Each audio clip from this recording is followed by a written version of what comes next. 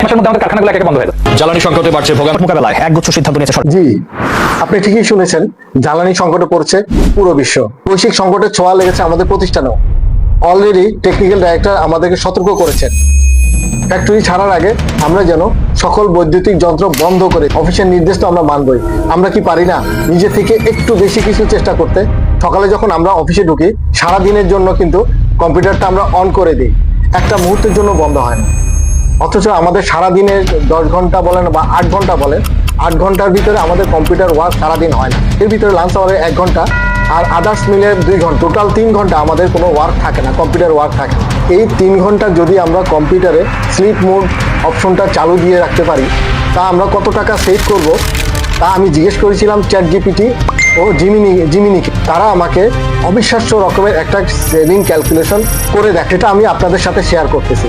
আমি তাদেরকে অনেক কথাই জিজ্ঞেস করেছিলাম, সব কথা আমি বললে আমার ভিডিওটা অনেক বড় হয়ে যাবে, তাই আমি সামারি আকারে ওদের সাথে কি কথা হয়েছে আমি সেটা আপনাদেরকে জানাচ্ছি।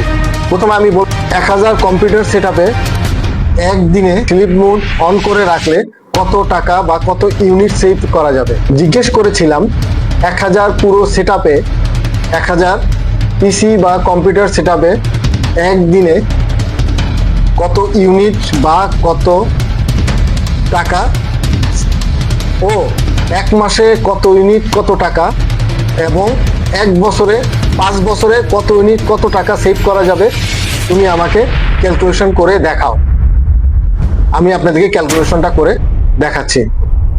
প্রতিদিন 3 ঘন্টায় স্লিপ মোডে 576 এবং 7776 টাকা সেভ করা যাবে।